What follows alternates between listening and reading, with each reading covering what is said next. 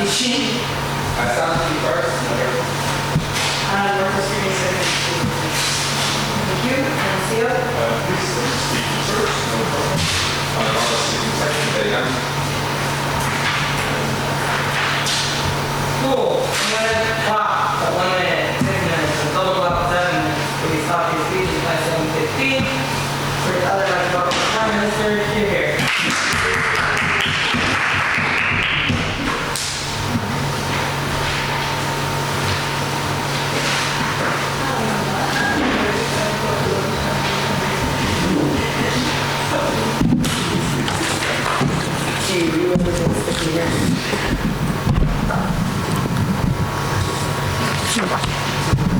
Okay.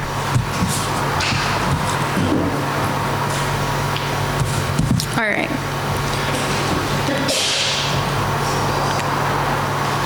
What? That was very polite, right? Okay. All right, thanks. I'm going to have 4 points in my speech. First of all, I'm going to explain to you how specifically the devolution led to Scotland learning how to self-government. Secondly, about referendum for independence and how that specifically happened because of, again, the devolution. Thirdly, pro-Scottish nationalism. And fourthly, how the Scottish people relate negatively to the UK ever since the Act. Just one thing to make sure that the whole room knows. So the devolution also caused the forming of the Scottish Parliament, which is extremely, extremely important.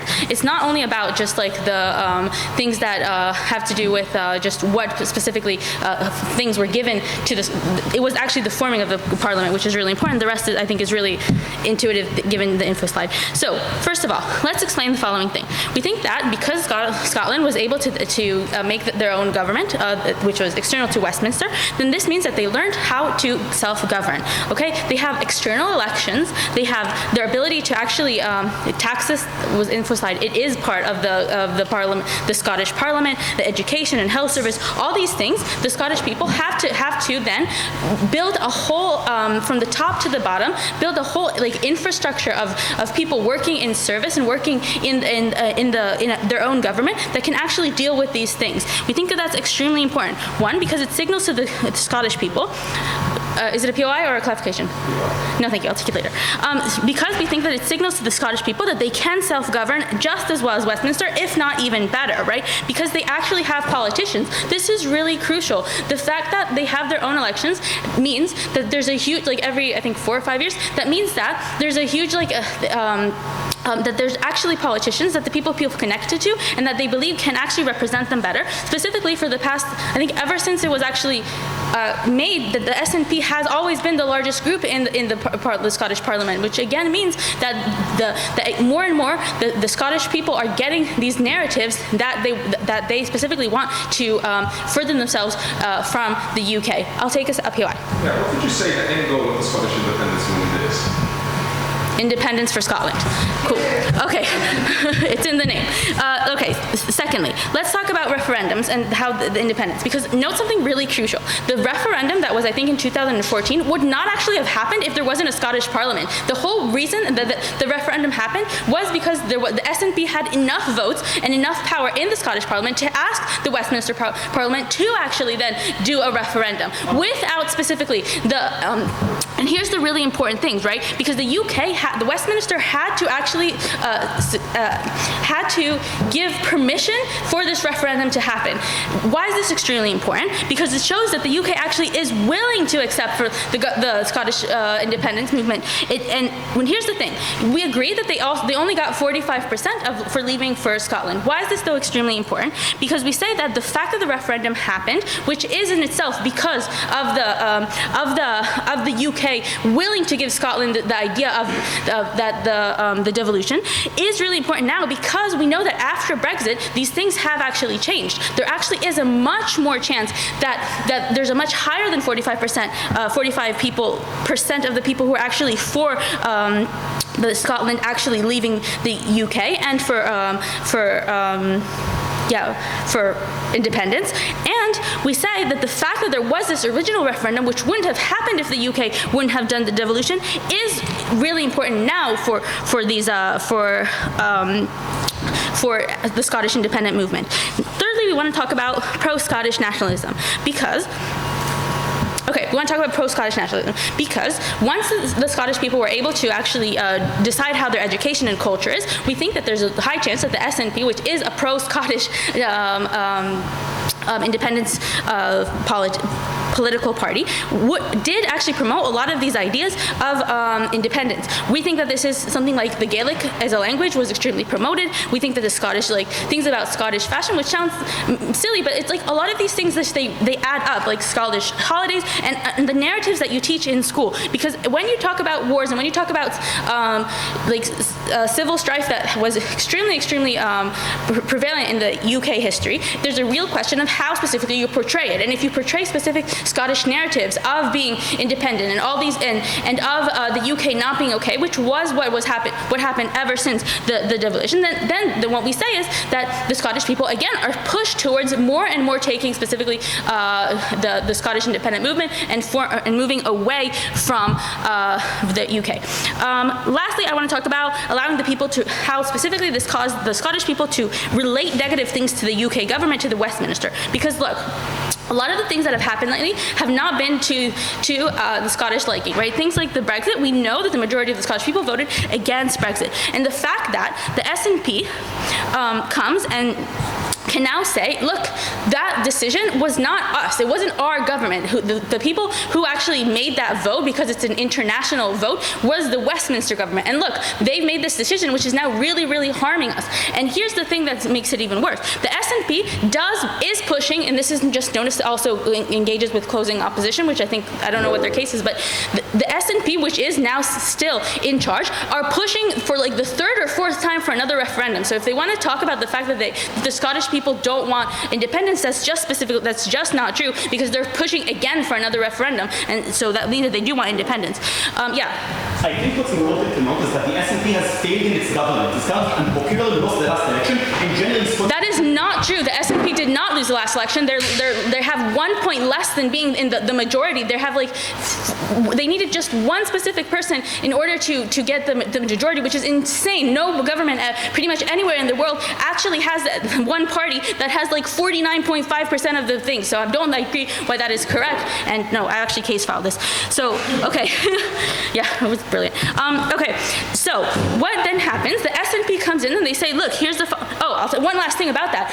They are so in power that now that they don't want to work with the Greens anymore, and they still don't give a fuck, and they're not even going to put the coalition, they're going to break up the coalition, because even as a minority, because they're missing one MP, they still can be in charge of the government. So I don't understand this point. Then, lastly, we say, after the Westminster has made all these decisions that the Scottish people don't like, the fact that we have a Scottish parliament that can actually go and say, look, they made a mistake, they're not doing things that are good for you, means that the SNP comes in and says, look, the UK is problematic, but we have actually helped in the past things. The general wealth in Scotland has gotten better. All these things that they can actually say, like taxation, like education, things that are good have been felt well by the Scottish people, they can take themselves credit for, which means that there, again, is more nationalism and more reason for the Scottish people to ask for independence. Therefore, we propose-ish, sort of.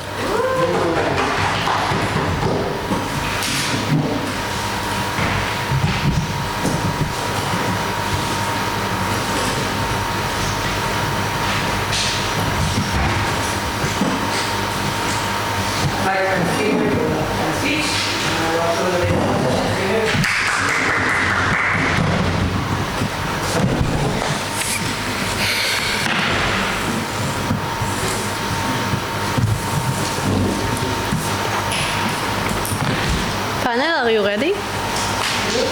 Yeah? I think we have to. Are you ready?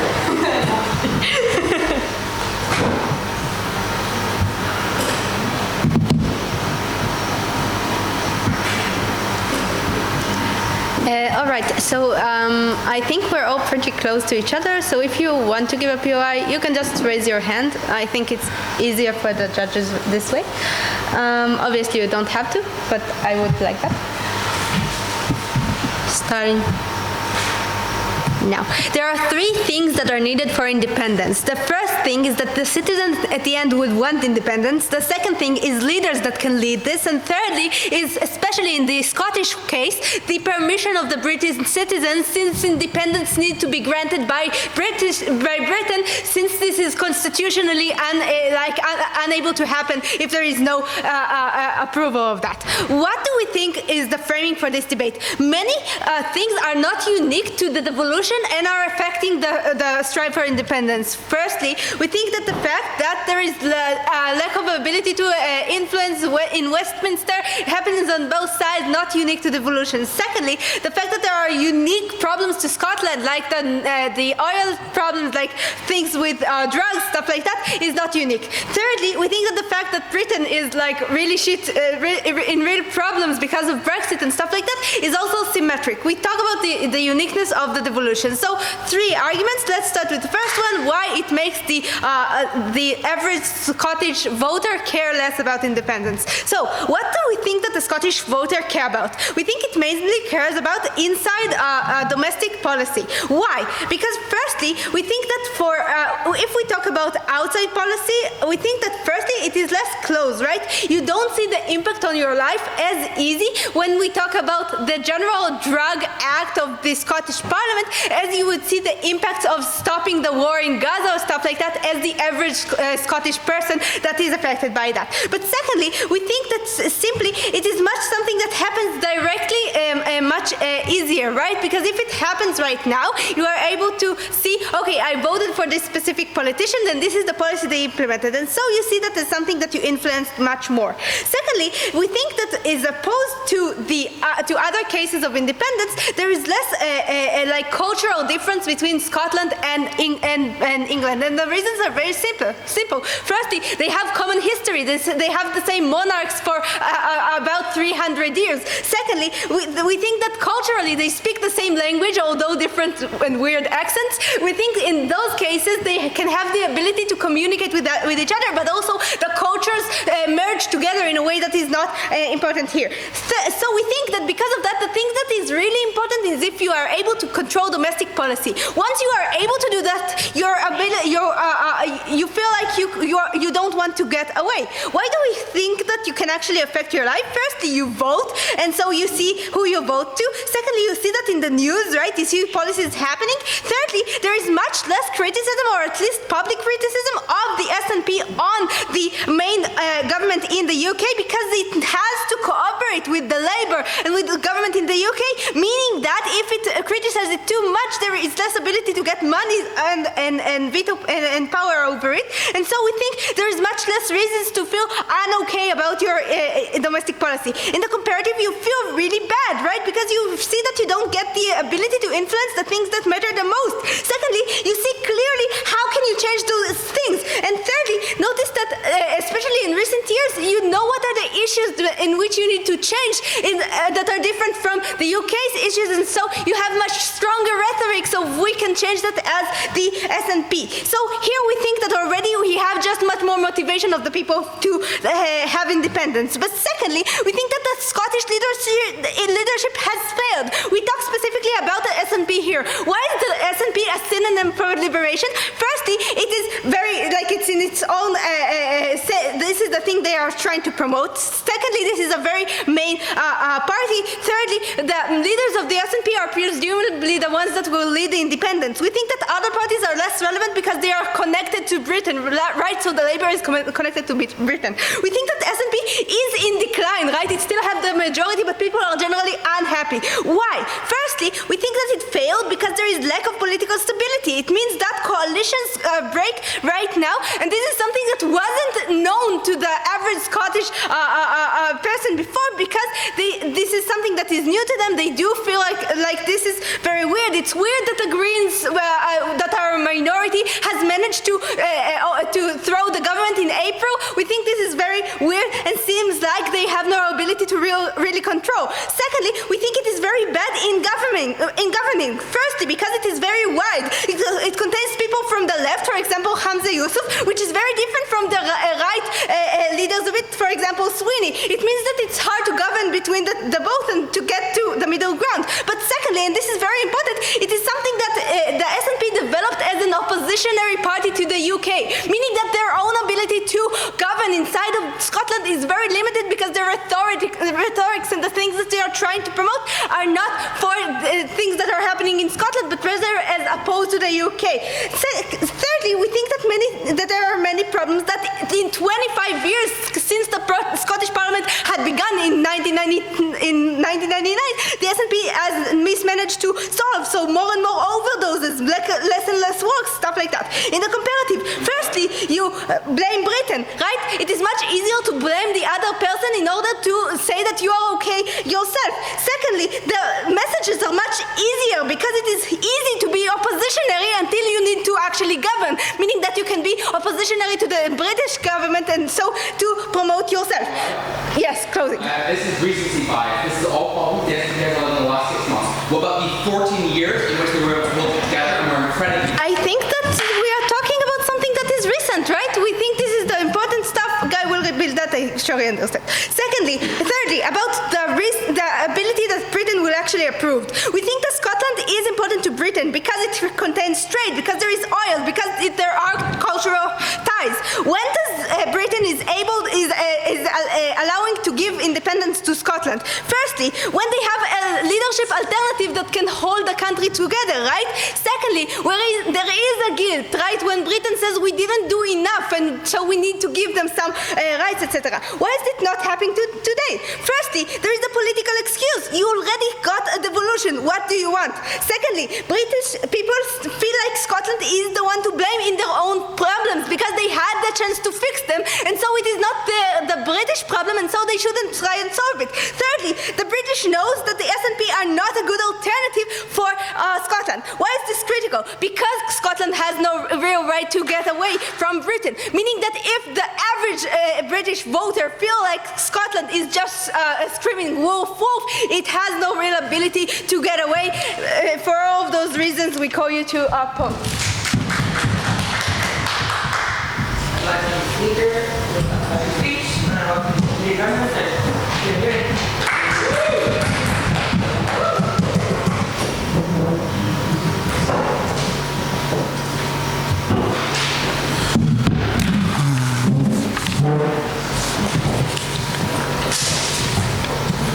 I'll take just a second. Take water. I'll take the water in a second.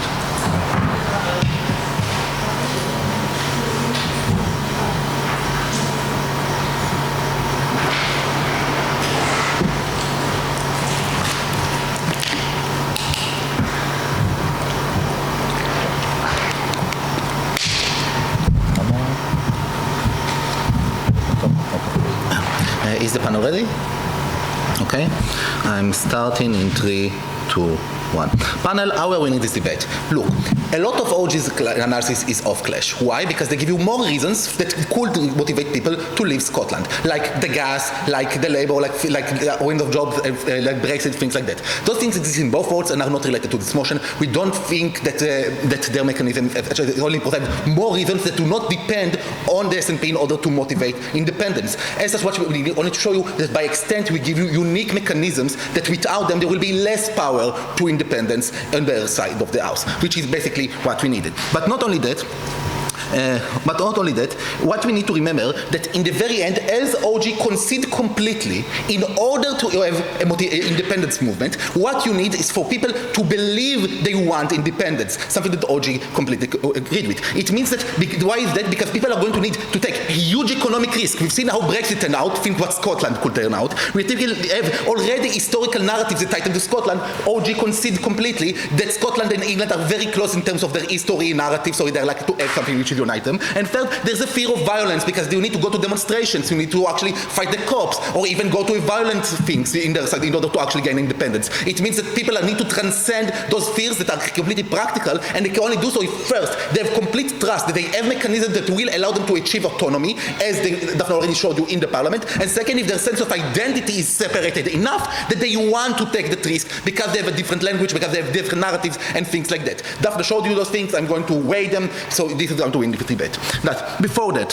what I'm going to do short rebuttals, because what I get him from here. Again, the main things that we are getting about the main unique reason that we're getting from OG comes from the that the devolution will make it easier to blame Britain. This does not engage at all with the things that we already get with Daphne, because Daphne tells you that when the Scottish Parliament controls the domestic things, which are the closest to you, it's very easy to do populist things. It's very easy to know which cows to favor. It's very easy to do campaigns that make them look favorably and actually deal with the needs of the fishermen, to deal with the needs of the merchants in Scotland, deal with the things of the people who live right here. And when things happen, like Brexit, like economic crisis and things like that, you blame UK because UK controls the overall economy. They control the tariffs. They control the Brexit. They control a lot of things. So it's very easy to blame the big bad UK who already occupy you, especially when you propagate those narratives through the education system, and as such blame them for all the bad stuff while taking credit for all of the good stuff. If anything, it's easier on our side of the house, because on their side of the house, the SNP is part of the British Parliament, and as such they can be in the opposition as much. Not only that, they might be even disallowed because the SNP are very unpopular by the Britain. It makes sense they will work to minimize their effect to all kinds of manners. So if anything, they have more freedom for action in our side of the house, which allows them to create things to a much significant degree. Before I continue, POI.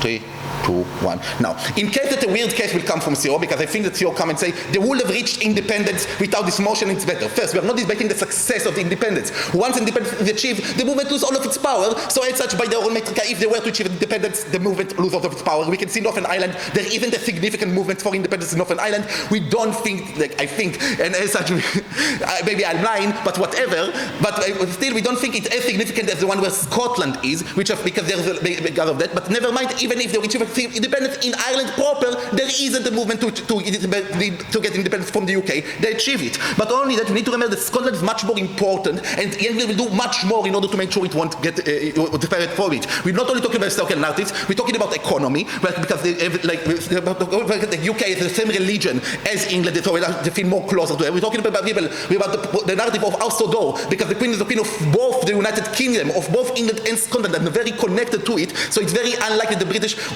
will ever, it's more likely that people have less tendency to want independence, and that English will go much more aggressively in these cases. Yes? You're just giving characterization as to why the SNP might be successful in some instances as a party, but you do not provide the roadmaps on independence. I don't care about independence. Scotland can forever remain part of the UK, but the movement will have power, which will grow. I don't care about it. I don't want, like, the motion does not talk whether or not they will achieve independence. Now, what Daphne brought you and why it's important? Because first, we got to give you the belief in the people in getting independent. One point, believe in the ability of people to govern themselves is very important, because if they won't trust the politician, they won't trust the parliament to actually be able to manage the country in the face of big economical risk, big threat of violence, and things like that, and though they can fail, they will not take that risk. Only on our side, they fear autonomy. They have people that they know. They have parties that they voted for and they recognize. They have people who are connected to them because it's a very local thing, so they like meet those politicians on a very daily on a regular basis. They have conference and things like that. They have a very strong connection to this parliament. It means that they believe, because it means that they think that there is a bureaucratic mechanism that people are skilled with, and they can believe in it, that it's going to free them one day. They can hope for it, and they are like to vote for it. So this is one thing. So this is why we think that the creation of the bureaucratic mechanism that people believe in is very important, because otherwise people will not support it, because why should they go to those band of rascals who don't even know how to govern and only do violence in the crimes and go to do vandalism and things like that. So this is why this is a comparative, like how they are going to view it and how they are viewed now. Now let's talk about the culture and why it's like significantly important. Because we need to remember that in the comparative, the UK controls the education system and culture of the Scottish people. What does it mean? It means that the UK sees Scotland as part of them. Again, the narrative of House of Door is a very strong part, because the Queen is the Queen of the United Kingdom. They view it as part of their economical research, economical benefit and things like that. So they really want to make access to the gas, to the fishing, things like that. But on all of that, there is a fight between current independence, between colonization and occupation, and liberation and cohesion and unification. They are like the Scottish Parliament support the narrative of pre-Gaelic pride of the Pictish people, or they are going to propagate things like the Highland clearance that harmed tons of Scottish by them being got away by the Queen. It means that in the comparative, they are going to focus on how Stodor united them, how the united them is strong, and not talk about the bad stuff the Indians do and not discuss it. In the comparative, the Scottish Parliament is going to discuss it truly and use it through education from a very young system. And the culture is very important because first, it shapes how people actually perceive their own identity. Second, it creates a sense of difference from the majority. If you speak a different language or believe that you have a different origin, like from the proud British people, then you're going to believe that you are different from them and that you deserve independence. Third, if you believe that you are occupied, you think that something was taken from you and you must take it back. And what you're taught from a very young age, it's embodied into your own culture. This is what makes you, this way that you view themselves, it creates your shape of identity. And this shape of identity makes you to decide who are going to vote, who are going to risk, what are your values, whether or not to judge your life and economical benefit for someone else. And then because of that, you are more likely to vote for people who talk about the narrative you go on, which is again independence. In the comparative, the UK is going to erase them because they don't want even the threat of independence because they are so close together. It's so very easy to erase those narratives. You see why they want everything comparatively. Thank you very much.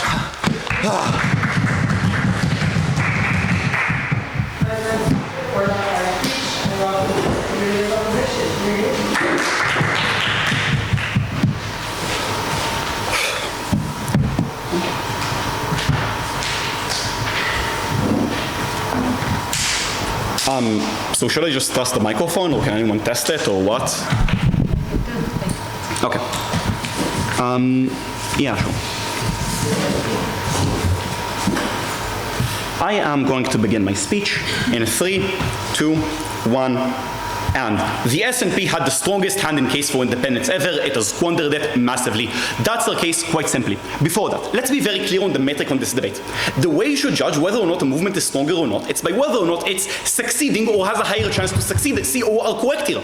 Importantly, money, how many people believe in you, are proxy metrics. The Catalan independence movement is one of the richest movements in the world because Catalonia is so independent. They're not going to achieve independence anytime soon. When the United States revolted, objectively, the minority of people that wanted independence, according to all historical evidence we have, but it was one of the most successful independence movements because it actually reached independent. The question of this debate is whether or not it's more likely that had the devolution happened or not, independence is going to achieve. This is the obvious metric of how we get that. Importantly, this means that even if the SNP temporarily was strong, as we agreed that happened for symmetrical reasons, the fact that it happened, but still, in the future, independence will not happen because it didn't happen up to now, still proves our case for opposition.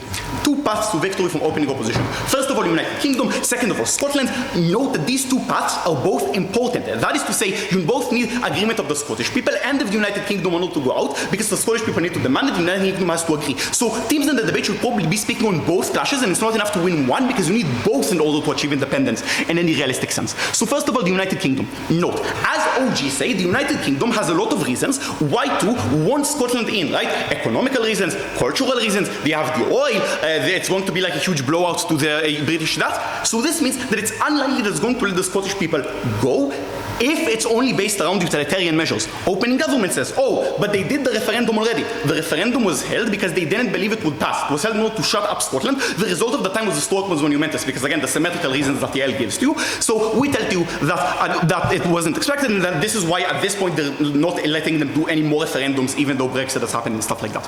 Importantly then, why will the United Kingdom agree to let Scotland? Probably because of guilty consciousness and cultural factors.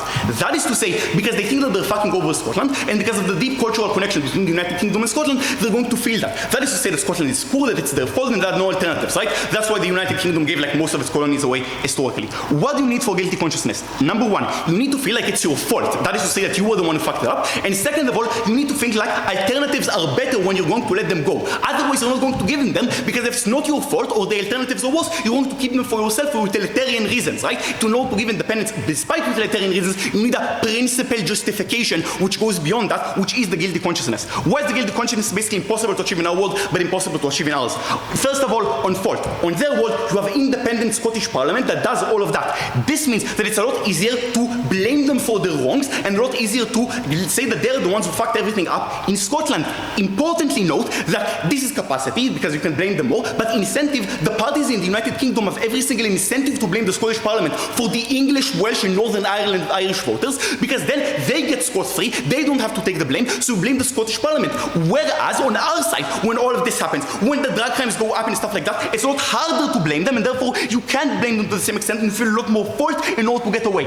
Or an alternative, once again, the SNP has failed. You can argue whether or not it was successful or not, but objectively, Scotland is still going around and fucking around, and so long as the SNP is viewed as the rulers of Scotland, it's more likely than not that British voters also view it that way, and therefore are unwilling to go for, and therefore unwilling to believe that the SNP left Scotland be better, and that the alternative is better on their side, so long as Scotland is one of the poorer regions of the United Kingdom, so long as drug problem, deindustrialization, all that continues to go on. This is on the United Kingdom. Let's now talk to you about Scotland and the average voter. First of all, a couple of responses to OG points here. Number one, the claim from opening government that you making your own government makes you more confident about the independence. Two responses here. Number one, if you're from Scotland, you likely know, for example, that Ireland gained independence without having such strong local autonomy, or the United States and stuff like that. I have no clue why it's that important of a part to them. Second of all, I think it's very easy to envision a new government, right? You just continue the same, right? You continue with the same NHS and stuff like that. No, this is also what happened with the parliament, and it's not that hard to envision as compared to other things. Then, on the claim that you can blame the United Kingdom easier, I think that blaming the United Kingdom for Brexit and that is symmetrical, right? Because you just blame them for Brexit, but you have far less ability to blame when you're still controlling more domestic issues that are still fucked, right? For example, drugs, for example, the NHS, for example, other areas. They say, but the SNP is part of the parliament, so you can't blame them because the SNP are part of the parliament. The SNP is part of the opposition, always. The SNP are never part of the coalition. So we can always say the other parties, the English parties, they're fucking us over. They're the ones who are doing the bad policy in everywhere there. Whereas when they're ruling the country, they have to put in far more in order to justify that, and they have to put in far more justification in order to do that, right? So you just blame from the opposition all of the English parties on our side. On their side, you rule, and because of the Scottish poverty, drugs going up, whatever them, it's very bad. Now, let's move on to substantive here. First of all, what do the Scottish voters care about? OG say the SNP gives them a lot of education, therefore they start being nationalists. Ignoring Yael's analysis there. Yael tells you that, number one, visibility and all of that never answered. Even if you somewhat are a nationalist or care about nationalism, I think that the fact that you see overdoses around you in the street, that you yourself don't have a job, probably take above as you care far more about your life, as you care far more about these other areas. But second of all, note, even if the SNP controls some of the education system, still most of the culture goes to Yael's side, right? Because even if you're educated, most of the TV shows that you watch, your parents that watch them themselves, right? From a young kid, when you watch most of your media, it's media united with England, and when you grow up, obviously, and they're out of the education system, the majority of media and culture that you get are not from Scotland, and therefore it's unlikely that you care about them, specifically because these countries are relatively united to a large extent. The important thing to note here is that even if you're somewhat nationalist, the important part is that so long as you have economic control, you don't want to leave. Why? Because of all of this, that's why you don't want to leave, right? You have a lot of trade and taxes which flow in from the United Kingdom. A lot of the Scottish companies are from the UK, stuff like that, before I continue closing government. No, sorry, time. Okay, so importantly here is the fact that if the majority of trade, if the majority of taxes come from the United Kingdom, then you do not want to leave so long as you have control over that trade and taxes. If you enjoy the fact that you're part of the United Kingdom because you're getting all of the taxes from London and all such areas, the companies there, whereas you also have control locally because you're doing that, you enjoy the best of the both worlds. The majority of the SNP voters right now don't even want independence to a large extent, and the SNP are polling less and less and less over time, specifically because you're enjoying the best of both worlds. Whereas on our side, because you don't have control and because the United Kingdom has historically ignored Scotland for many years, the more and more you see the taxes but they're not going to where you want, the more and more you want independence. Lastly, on the SNP and the SNP failure, Yael gives you reasons that are structural as to why the SNP sucks, because it's so much of a big tent party. Nobody in the SNP agrees with anything. Sweeney and Hamza Yousaf are so different apart that they can't agree because of the coalitional structure of Scotland and stuff like that. The SNP has failed. Even if it was popular for some time, it didn't achieve independence. Its popularity is likely to go down everywhere like there. Whereas on our side, it simply blames Scotland and acts as an opposition to the party. The more and more the SNP rules, even if it's not its fault, even if it's other things, the more and more Scotland becomes poor, the more and more drug overdoses go up. The SNP is seen more as a failure, and Scottish parties see independence less. Panel, on England, on the voters, on the SNP, this is a horrible idea, and we're so glad to oppose it. All right, the speaker for the presentation, member of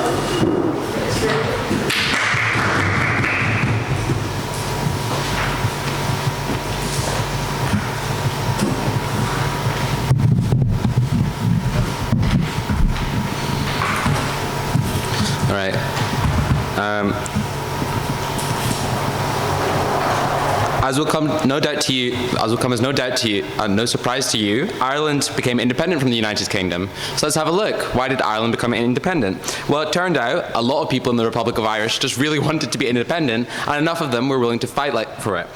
It turns out that there's a part of Ireland called Northern Ireland which did not want independence. What's the difference between Ireland and Northern Ireland? Well, in Ireland, the Republic, you have lots and lots of Catholics, and in the Northern Ireland, you have lots and lots of Catholics and lots of Protestants. Here's the problem. Sectarianism was at the core of the independence debate for a very long time, obviously in Ireland, but also in Scotland. The idea that you can be independent, that your stance on independence does not coalesce with your stance on religion is a relatively new idea in Scotland, which we think comes as a direct result of the politicization of the SNP and of the Scottish independence movement. That is why we are able to massively grow the number of people who are willing to commit to being pro-independence. In this speech, what am I going to do? Four things. Firstly, I'm going to talk quickly about burdens. DPM attempted to do this. I think it was a little bit unclear, so I want to make it really clear exactly what this debate is about. Secondly, I want to do some small rebuttal for OO. Then I'm going to bring you the first extension, which is about religion, why there's been a decline in how important religion is in your independence vote. And then I'm also going to, maybe if I have time, bring you a quick extension about why devolution itself is a victory for the Scottish independence movement and why that's what you should judge it on. Okay, firstly in terms of burdens. Basically opposition teams are judging this by on which side are you more likely to get independence in the future. Two problems with that. Firstly, this is a motion, an analysis motion, in which we are told whether or not a statement is true. The question here is phrased as a has question. Has this been true? So has devolution made strengthened the Scottish independence movement? If I said something like, well, my coach has won me EUDC because of how influential they were in my debate development, and you're like, oh, you won EUDC? And I was like, no, but I will in a couple of days. That doesn't really make any sense. So in terms of the future analysis, both teams would need to explain why in this time frame, so on their side if they want to aim for independence, they would need to explain why in this time frame not having devolution would be able to achieve that. Secondly, in terms of how we analyze strength, DPM is right in saying this isn't a debate about on which side you get independence. Instead it's about on which side is a movement stronger. We would define movement in two ways, which we're just making things which were implicit now explicit, I believe. Firstly, numbers. How many people are willing to say they are pro-Scottish independence, vote for Scottish independence parties, stuff like that. Secondly, how many victories that party has. In the same way I'm strong if I win lots of competitions in debate, the Scottish independence is strong if they win lots of victories. Okay then, in terms of some quick rebuttal, firstly, I don't know why they picked the examples of Swinney and Yousaf, who were like both part of the exact same establishment, part of the SNP. Like you could have chosen Forbes or Regan or anybody. No, I'm saying your example there was bad. 3 responses. Firstly, none of this is comparative. Like the Westminster could just easily have blamed anything on the SNP, which is now not in government at all, or maybe the SNP would have risen in Westminster, who knows. Like they can just blame, even if it's not a politically representative party, that these deviants who are advocating for bad ideology can be blamed for all of this. Secondly, it's unclear why they would have had a referendum in the first place. That's to say, this is a referendum that by their own admission, the Scottish people have absolutely no say in calling. It lies only in Westminster. So it's only by the grace of Cameron that we were able to have a referendum in the first place. Why did Cameron call referendums? Well, because he believed it was very politically costly not to. He was worried when it came to Brexit about UKIP becoming a major force against the Conservatives. So he think we'll settle this now, get the referendum done with so that we don't have to deal with this in the future. So why did he call a Scottish independence referendum as well? Well, it's probably because he was worried about the political consequences. Was that in Westminster? No, for 2 reasons. One, the SNP, Scotland as a whole has like 60 seats. That's less than London. Scotland has absolutely no say in what happens in Westminster. 2, even if they did, Scotland hasn't voted Conservative in like more than 100 years. Check your intuition. Do you think Scotland would ever go Conservative? No. So it probably wouldn't be politically costly for Cameron to be unpopular in Scotland when it came to Westminster. But there is another election now happening because of devolution. That is the Scottish Parliament. So Cameron does not want to see the Scottish Conservatives lose power even more. So he doesn't want to see a massive rise in the SNP. So he wants to stop the independence question now. That's why we've got a referendum on our side of the House. They create no political states for Cameron, so there's likely to be no independence referendum in the first place. That is in and of itself, as rebuttal, a unique extension as to why either of the opposition teams would be unlikely to get a referendum in the first place, which is the only path to independence. thirdly and lastly, they do this weird thing where they act as if everything is super bad. I already pointed out in a POI, that's recency bias. For 14 years, the SNP was incredibly unifying in Scotland. They were incredibly popular in Scotland. So why is whatever the problem is right now, largely due to scandal of individual figures who are apparently unworkable with each other, why is that characteristic of the SNP experience rather than the 14 years in which they did so well? First extension is about religion. Why is this a problem on opposition side of the House? The problem I'm identifying is that if you're Catholic, you're likely to be pro-independence. If you're Protestant, you're likely to be unionist, and if you're in between, you're likely to not care about it too much. So why is this kind of sectarianism likely to be a big problem on opposition side of the House? Keeping in mind the context that this is how Scottish independence used to be decided. Three things. Firstly, your ideology about a whole host of things tend to be passed from parent to children. That is to say, I'm not born with a set of values. Those values are imposed upon me. Those values most often come from my first point of contact, which is my parents, who will set the tone for everything. That is to say, it is very difficult to break that chain. There must be some major change in the landscape for people to change their opinions about things and get that process of passing from parents to children. I'll take a POI. I don't have a movement to get members. I have a movement to achieve goal. If the opposition to my movement increased and blocked them, then I'm probably getting weaker. Devolution is a referendum more tricks to reduce independence consciousness and increase justification to keep Scotland in. They reduce the chance of independence and they make less Scotland people want. I couldn't fully understand. I believe it was about the burdens I set at the beginning. I believe my burdens was clear enough. Maybe if Martha has something on it, I'll just move on. Secondly, Scotland has little influence in the... no, that's a thing for later. No, I'll skip the rest. So basically, Scotland would... the normal path that you would expect would be that the population demographics would remain approximately equivalent in terms of their vote share. What happens then is that on our side of the House, the only side in which we get devolution is the only way to fix this problem for two reasons. Firstly, Scottish independence is no longer a single issue. The SNP or whatever other Scottish Independence Party you would have to think of would want to be in government. They have to have stands on climate change, on education, etc. These are all other ways to get people involved in the independence movement, even if they weren't previously predisposed to being in it. Secondly, the stakes of being pro-independence are now lower. I do not have to fight like a Jacobite and scream Alba Gubra. Now I just have to go to the voting booth. We think, therefore, that the barrier to entry is lower, and that has become detached from purely your religious belief about the crown, and now it's more about your political beliefs. This has inevitably led to a rise. Thank you so much.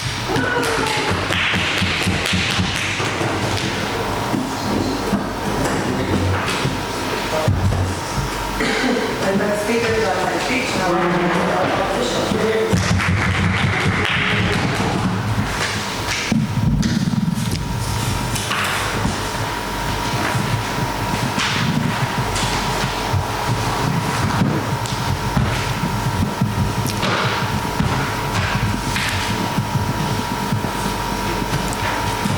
The SNP has essentially abandoned their central claim of pursuing independence and is now bleeding votes to Labour already means that they've been massively unsuccessful in their most fundamental dogma. Two extensions coming out of CO. First on the blame trap and secondly on the placation of a massive amount of people. First, OO mentions that the current failures of the SNP are quite problematic. We agree, but the long-term issue is of a far greater scale because it means that whatever party, whether it be SNP or someone else that is standing for Scottish independence, this is in power in the local parliament, has to take blame for a massive amount of auxiliary problems, things like their economy, things like their welfare, which are now tied to the central question of independence. This means that every issue that Scotland faces is tied to the competency of whatever party is currently standing up for independence. This is true even if these misallocations, i.e. bad economic policy, was actually made by the UK government, because the Scottish Parliament is portrayed as being a legitimate independent entity, so there is a perspective of individuals of this being the entity that is at fault for their economic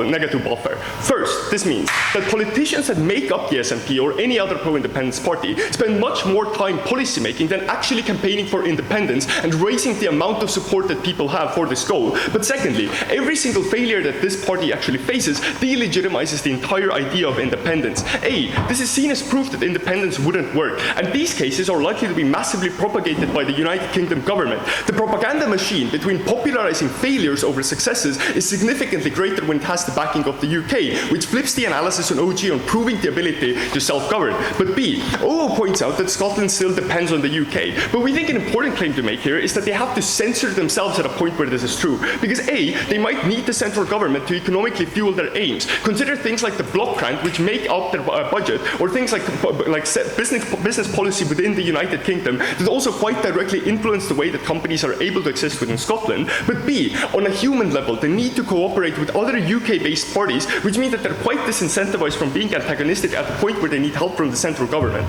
This means that whenever Scotland does poorly, they need to cater to the UK, which means that they're likely to back down in their messaging at that point. Why is this problematic? Because it means that the hardliners, the individuals who are most likely to fight for independence, now opt out of whatever party was standing up for independence before. These are the most passionate members of the movement and usually produce the most value as well for three reasons. One, these are the people who are likely to be motivated enough to actually go out and lobby and actually leverage significant pressure on the central government. Secondly, these are going to be people who are going to opt into posting on things like social media, for example. Or thirdly, doing things like delivering speeches, engaging in traditional forms of media to actually sway public opinion. I.e., these are the people that are integral to actually getting people to opt into this movement in the first place, at the point where they're likely to opt out of this movement and become massively disillusioned, because they see that the political entity that was supposed to represent them has essentially backed down from their messaging and betrayed their entire idea, then they're not likely to put their effort towards furthering this idea anymore.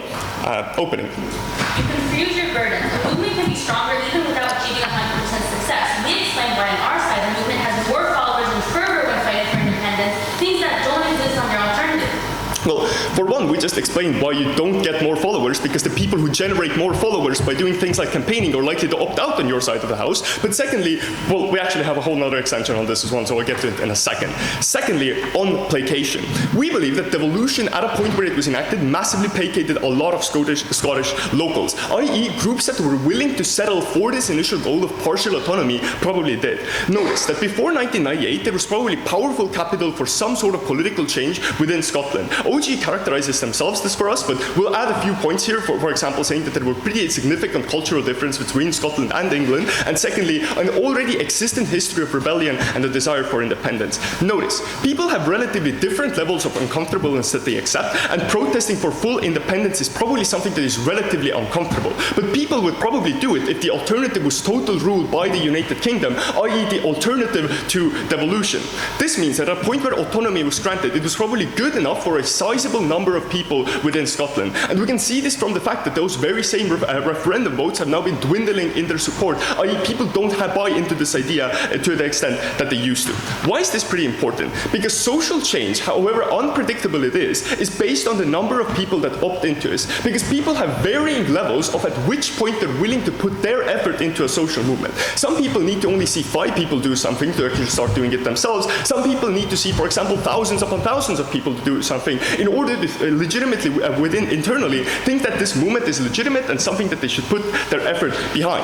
This means that for an independence movement specifically, the loss of every single individual is massively important, because it also locks out a lot of other people who would have opted into this movement if that wouldn't have been the case. This means that they probably, at a course where devolution actually went through, they probably lost quite a few people, and they lost people that would have been likely to tip the scale in favor of something like a very broad rebellion within Scotland. This means that you probably had more people over time you had more people opting out of this movement over time. Why is this important? Because Top Hat essentially talks in this way about whether or not the UK will be willing to give up Scotland or not under certain political conditions. We posit that at a point where you have massive rebellion, i.e. a lot of people opting into this movement, you essentially have no choice but to. Notice, the way that negotiations work between any two parties, whether or not these are countries or these are, for example, economic institutions, is based on continued resistance. Both parties essentially want to prove that under no conditions will be willing to back down for their initial, for example, fight or initial goal, etc.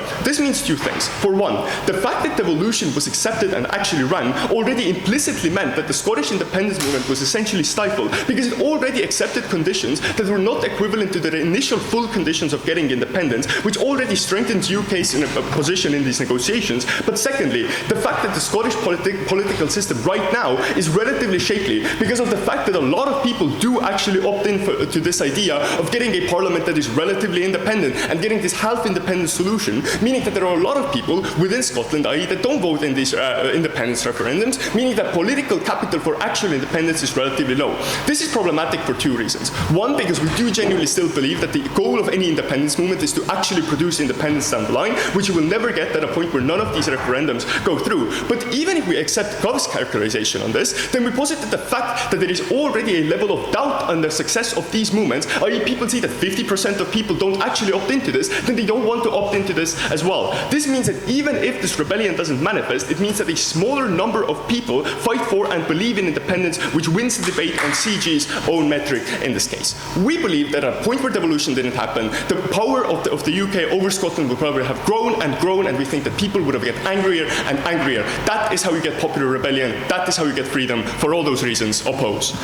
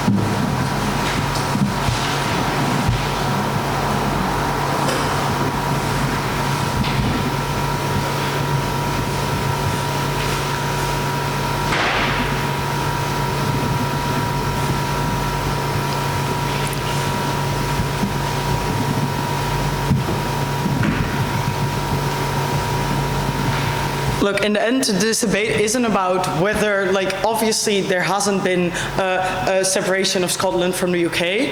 They want to, for some reason, then put the metric on themselves that in their time, Scotland would have been then separated from the UK. I'm going to explain that that isn't true, but firstly, I'll just go on to our case. So, what did Sam bring you? And this already wins the debate, and I will also explain that. So, firstly, I just want to talk about the metric, which OO seems to have a problem with, which is just like we care about the movement, and therefore we care about the numbers that this movement has and the amount of victories that it has, which we have stats to show you for. They only have questions and they have some stats from way back, but those are just not good, which I'll come on to later.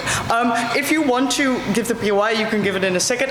Sorry, I also did not understand it. Okay, so what did we bring you as an extension? We brought to you that religion just in history has been the #1 divider onto if people are separationists or unionists, and that is the thing that has changed after the devolution because of two reasons. Because firstly, it is no longer a single issue party, right? The SNP has a lot of different issues, and then also that makes the SNP less onto one religion, right? Secondly, it's just also easier to get into the SNP, right? You don't have to really fully be part of the movement. You don't have to protest to be part of the SNP. You can just vote and with that show your support to the movement. With this, we already explained to you what the crucial difference is in this debate, instead of the whole wash we get from the rest of the debate, and with that, we already win. Do you want to give the POI now, or? Okay, then I'm moving on with the rest of the debate. Okay, what is the main problem with opening? Opening has a lot of different things, adding and subtracting from the movement, and at the end of opening, I am just personally very, very confused. So what does that mean? What do we then bring into it? We bring into it that identity is the most important reason why people vote, and identity is the most important reason why people actually go into a movement or stay at home. Oh, oops, I think that was you, sorry. So we explained to you that religion is one of the most crucial things that is part of your identity and is also just very big within Scotland, right? You from the moment you're born to your entire youth with your parents is being taught religion from them. It is such a big part of your identity that it then became also a very big part of the whole discussion about this separation. therefore, we think that this is just like, we're just a lot clearer, and therefore we already weigh over the entirety of opening. Okay, then I will go specifically more into OO. So what's the problem with OO? Firstly, OO only brings you temporary problems that happened within the movement and temporary things that are bad, and they are also just not necessarily exclusive, right? So for example, the blame is likely going to be put on like the UK anyway, and the other way around too. Doesn't matter if Scotland has its own parliament. It is likely that still they would say, oh, but you guys are like don't really want to be part of the UK. So therefore, you aren't really trying your best for our economy. Likely, they just don't like each other, and blame is a problem anyway. Secondly, for example, the SNP is right now like not the most popular, but they then just ignore the 14 years that they have been just the biggest party in Scotland and have been the only seats within Westminster from Scotland, and then but also they also ignore that it actually rose to popularity because of the devolution, right? So this is also a problem within CO. Sorry if I'm a bit messy, but so the movement was just very, very small before devolution, right? The movement was like 10% of Scottish people really supported the movement, and that is also because you really had to go protest and that kind of stuff to support the movement. It only then grew from devolution and tipping skills in 2010 when from then the people, like 50% of Scottish people actually supported the movement. We think that therefore, like, this is all very temporary, what they're talking about, and it isn't enough. So then they say, then they also really, so why do we take it then over them? Okay, sorry, I'm confused. So they also are, their second thing that's a problem with their case is that they have this just weird metric, how like we need the independence to win, which is just not true because we're looking historically, right? And also then, no thank you, they never prove for sure why they would actually have independence. So why do we take it over again? Because we work in both metrics. So if you believe that on their side, like on, if you really want to like talk about independence, in the end it would never have happened if religion wasn't like separated from the rest of the problem, and that would never have happened. I'll take a PY now. It takes two to tango. You can't just talk about voters while ignoring the other side. Otherwise, Palestine would be more successful in the United States. We uniquely talk about both, unlike the rest of the room, which only talks about one. So you mean the UK, right? Can you not? Okay, thank you. That is what I was going on right now. Okay, so on to the rest of their case. So they say, oh, but the UK is like very, like they don't want Scotland to leave, and that would have, yeah. Okay, so we think that Britain or Scotland are just very intertwined economically, right? But they're very interdependent, and on both sides, they're likely, like I think both sides of the house historically, there are likely going to be people that for like ideological reasons within Britain don't want the UK to leave, Scotland to leave the UK. But we think that the only difference is then if economically they think it would be okay for Scotland to leave, which we think is very likely because Scotland has already proved that they are a good government and that they are quite stable, which we think that then makes it more likely that British people who really care about the economy and not about the ideological thing are likely to then back this up, right? We think that also this is still not the end, right?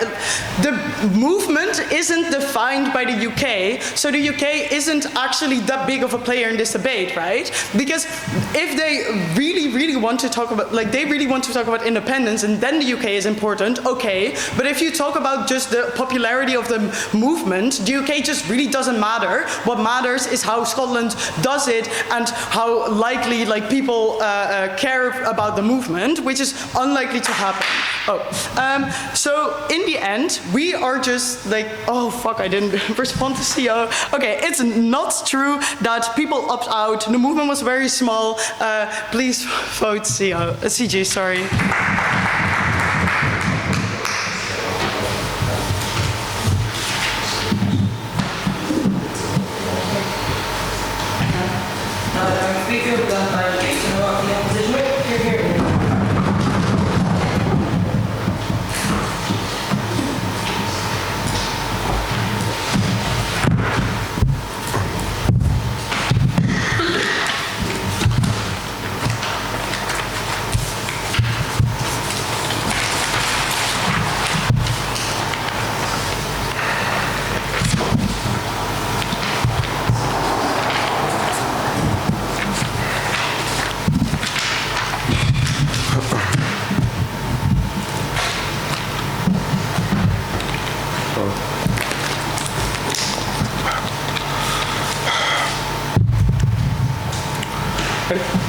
Start my speech in 3, 2, 1. I think at a point in time when Scotland doesn't have actual control over taxation, public energy infrastructure, international transport, defence and counter-terrorism, monetary policy, drug and firearms law, import, export and data protection law, and so much more, I think it is important to ask if you're put into an impossible position when you have to accommodate the ridiculous political culture of the UK, and when they push upon you so much infeasible policies, and when they run through your economic downturn, Brexit and so forth, whether or not you are truly independent and whether or not you have the true makings of a nation state that you want to achieve to. I think in this debate, opening government debate is on whether or not devolution was good for the Scots, and I don't think this is the debate we should be having. I think closing government, in the other hand, debate is on whether or not the movement has numbers, but I do think the way we should judge this is whether or not, as OG themselves said, an end goal of independence and then the likelihood of achieving that very same independence. Therefore, the simple comparative is under which is more likely. How is independence achieved? First, for capacity. Who leads the movement and what goals do they have? But for bringing the CEO as an argument as to why the SNP has been compartmentalized and essentially made into a political instrument who has to follow the orders of what come from Westminster. The second is the mobilization of voters. How many people you have campaigning for independence, supporting independence, and furthermore, most importantly, wanting independence, and I'm going to get to this later. How do we get independence? The first point of which is that the movement doesn't split. It's SNP versus the hardliners. The second is that the movement is legitimately seen as powerful. There's a massive difference between having 48% of support versus 52% of referendum support, and when you have massive protest and disruption. I think the comparative here is, if this devolution wouldn't have happened, whether or not there would have been some uprisings, whether or not the Westminster would have tried to essentially shut them down, whether or not it would cause the negative harms that we do not want, the death, we never want that, but that leads to independence in a majority of cases. Not all countries can go the Baltic way, unfortunately, and they cannot prove this in this instance.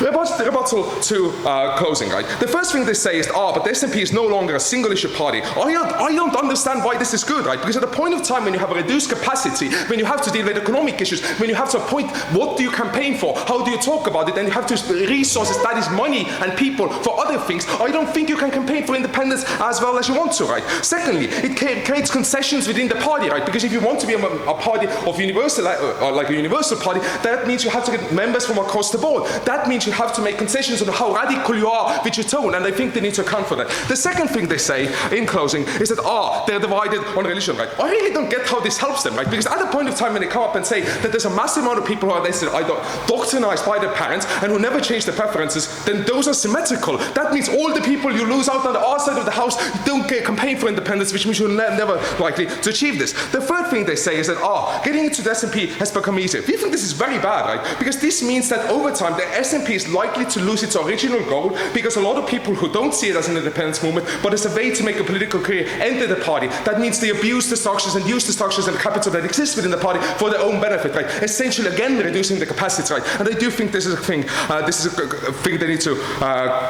talk about. The second thing, messy here. Also, the fourth thing they say is, but the stakes of independence are lower. The logic cuts both ways. If the stakes for independence are lower, that means the perceived need for independence is also lower. That means a group of people would already feel that independence has been achieved, at least to some degree, right? And they need to understand, they need to weigh this concession. Let's talk about the call for referendum. For Gov to have any merit, they need to show two things. A, that the current independence movement has enough capacity and willpower to engage in a new referendum. OG claims yes, but the SNP has lost so much legitimacy power that they're immobilized and have to face backlash for failing to roll out unrealistic NHS programs, which was the news of the day, and the First Minister is again under attack constantly. Those are the headlines that people see. They don't see people campaigning for independence, therefore they lose on that. The second thing they have to prove is that the Westminster will accommodate. OG says, but they did so in 2014. True responses. At that point of time, the Conservatives had a strong majority that they could abuse. The second thing to note is, perhaps they knew it wouldn't succeed to that degree, right? Perhaps they were fine with letting them have this perceived aura of independence, of trying to get that, right? I think this is important to consider. What is the context now? It is a post-Brexit UK that is facing massive economic downturn. Notice the second thing is that Labour is gaining traction within Scotland, and they have all the incentives possible not to campaign for independence to that degree, because they are still under the arm of the main Labour Party, right, to a very certain extent. I do think they need to show why the incentives exist on their side of the house, which they haven't done. How would a world without devolution look like? It's a question of mobilization and whether or not they would engage more or less with independence. Who are the various groups in this debate? First, I think the hardliners are important. I think the people who campaign for independence with all their life, with all their blood and all their might that they have, are the people they lose out on their side of the house in one or two ways. First, they lose them out immediately. That is to say, when devolution happens, they perceive it not to be true independence, and they perceive it as a concession, right? That means those people exit from the independence movement and do not participate in. But the second group of people, the same group of people, would remove themselves from the independence movement down the line. Why is that so? Because even if they would try and work within the system to a certain degree, they would perceive it as not working right. Because after 20 years, you haven't still got an independence that you were promised and that you demanded, and you don't achieve it, you're likely to concede, right? But even further, you're likely to change your perspective. You're likely to say, but we achieved independence to a certain degree, I am likely fine with this side. So they need to show solvency on their side. The second group of people in this debate, but before that actually, I'll take opening, sorry. Economy in Scotland might be better or worse, blamed on S&P or Westminster, who the fuck knows? This isn't why countries fight for independence. Only we prove how devolution leads to more Scottish national pride, which is the most significant contributor to Scottish independence movement. But I did the PI. I asked, what is the goal of the independence movement? Opening government said independence, right? So they at least need to calculate, they need to show us why independence as an end goal isn't this important, right? If we show that there is at least a slight likelihood that we lead to independence, that there is a small percentage of it that is higher than the zero sum that they have, we win this debate, right? Because we're not debating what is good for Scots, we're debating about independence. Why is then devolution important? So first you lose out the hardliners, but the second group you lose out is all the the second thing you do is you empower the pro-union voters, and presumably all the people who exist within Scotland, who are fine with the UK and who are fine with the UK exerting power over Scotland, you empower them in one way. You tell them that, sorry, they can, first of all, as I always said, they can simply say, but independence has been achieved to a certain degree, which means you empower them. But the second thing is that they can still campaign more aggressively to stay within that same system. The third and most important part of this group is also the average voter with independence aspirations, right? The people who think that who want independence but are not hardliners. I think those are this is the most important group in this debate, because simply put, they're the largest quantitative voter base, right? The first group, i.e. the hardliners, are the ones who are campaigning. They lose out on them anyway. But the third group, they're just likely to have the same effect that they themselves say, that you're going to perceive that you have at least some independence, right? That you are fine with it. And secondly, I think the UK government has massive narrative power to say that giving yourself to independence is not a good thing. What would be the alternative? It would be a continued campaign that would most likely face resistance in some form, right? And that resistance that would be faced would empower that movement to an even greater degree. If we have a slightly bigger chance that independence would be achieved on our side of the house, extremely proud to oppose.